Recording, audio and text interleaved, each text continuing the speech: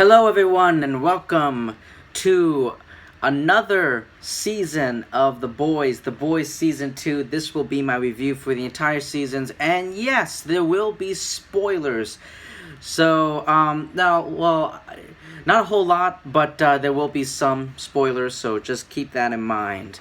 So, before I get into the review, I'm going to give you a little intro.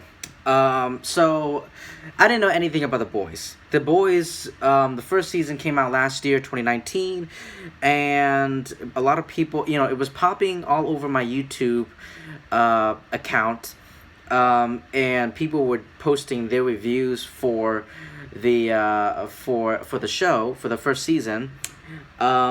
And I didn't know anything about it. I saw a picture of a guy in a costume who would be Homelander.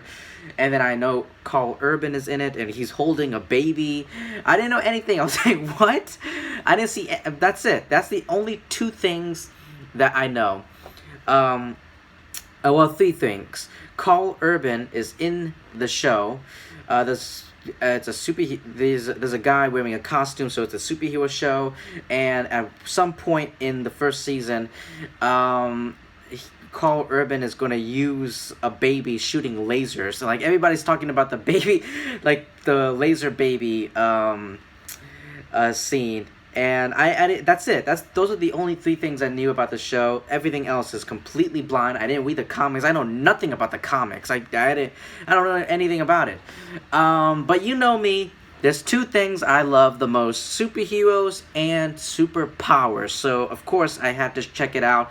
And after I watched the first episode, season 1, episode 1, the pilot episode, it's not the title, but it basically is. I was shocked and surprised and amazed and just all the best words you could possibly think of. And after watching the first season, I'm like, this is brilliant. Like, this is brilliant. This is genius. Like, why haven't the other superhero shows aren't like this? Like, if you're sick and tired of the superhero fatigue, like, people are constantly talking about superhero fatigue over and over again. Well, this show is taking that and twisting it around. Like, this show takes the superhero genre and just flips it upside down and brings superheroes that are irresponsible, disrespectful, abusing their powers because, they have superpowers and they can do whatever the fuck they want. And Homelander. Thanos is a fucking pussy. He is nothing. He is an atom. He is a cell compared to Homelander. Homelander is the best supervillain I've ever seen, like, in live action, period. Period. He is probably the main reason why I love, he's like the main reason I love the show, because of his, like, Anthony Starr's acting performance, and his relationship, his dynamic, between his rivalry with Billy Butcher, played by Karl Urban. I just love the Homelander. I just love Homelander so much. So yeah, I already reviewed the first season of The Boys. You can find that in my YouTube channel. But anyway, moving on to the actual review itself. I don't know where to begin. I guess whatever comes to my mind, I'll just say it out loud. So, the deep. Would you like a Fresca? The biggest product placement ever. Fresca. It's not a good thing, by the way. Fresca product placement. It's kind of like, it kind of reminds me of the Krispy Kreme donuts from Power Rangers. Just like, that is the biggest product placement ever. Kind of hurting this season a little bit, the product placement. But anyway, the deep. Oh my god. the show continues the joke. Like, just the Deep is just a joke. That's what he is. He's a joke. He's ridiculous. He's hilarious to laugh at. And the show continues that. And the talking gills scenes, like his gills talking, which his gills are voiced by Patton Oswalt. I didn't like people were like speculating, oh, who's he gonna be playing? Who would have thought like it was like fucking gills? But the talking gills scenes, and then the Church of Collective, and then him meeting Eagle the Archer, who's like a Hawkeye parody. Oh my god, the deep is hilarious, but he is a joke. Um, Moving on, we have a new character in the show, and that is Stormfront.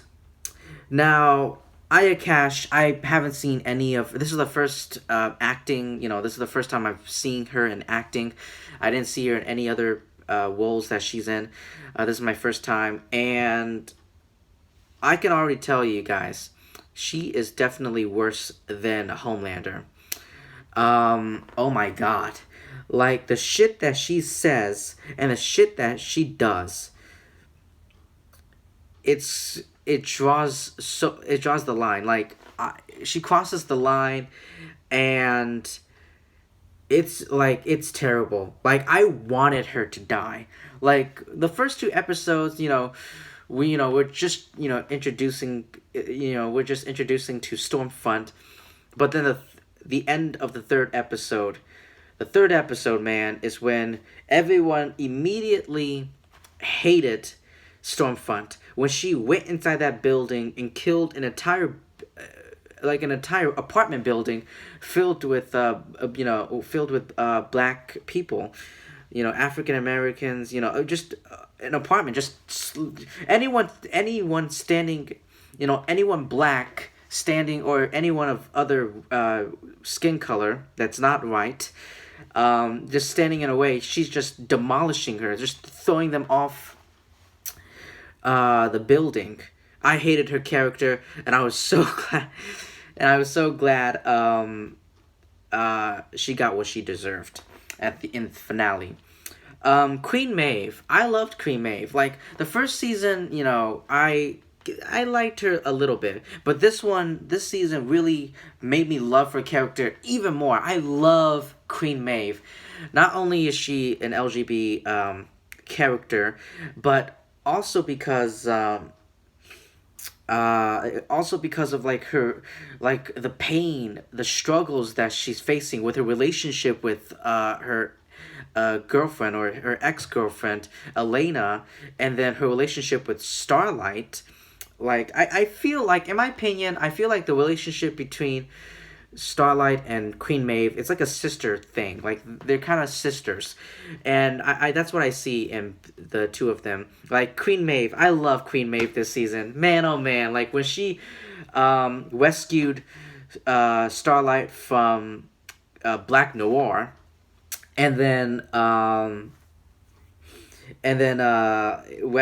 she joined Kamiko and Annie in the finale to take down, literally kick the shit out of Stormfront in the finale. I love Queen Maeve. I just love her. And we get to see more of we get to see more origins. The origin of oh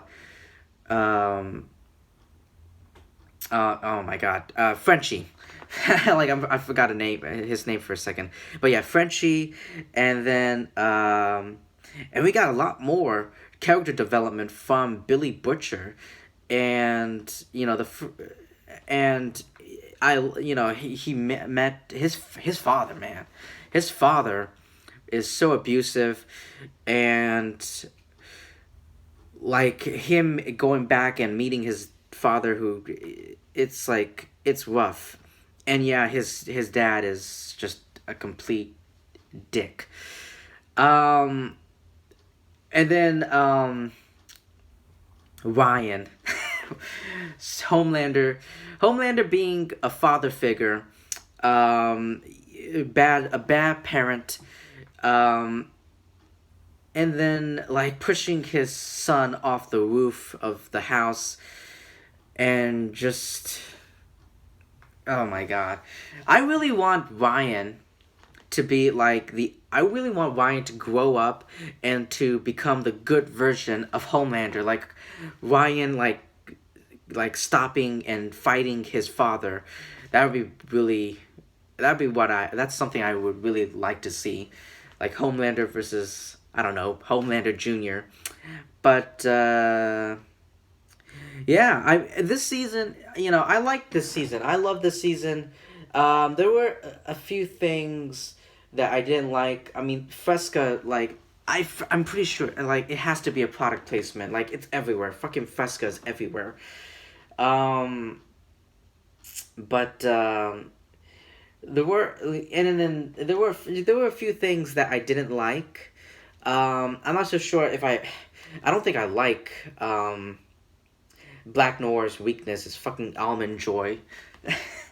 Like, I heard like interviews that I seen the interviews like where Carl Urban's like, we're gonna see Black Noir's weakness in season 2, and to turn out I was thinking, like, pretty much all of us, we were thinking about something epic, but I guess a weakness doesn't have to necessarily be something big or epic. It can be something small, a little, like a fucking allergy. But I don't know. I kind of was expecting something, epic.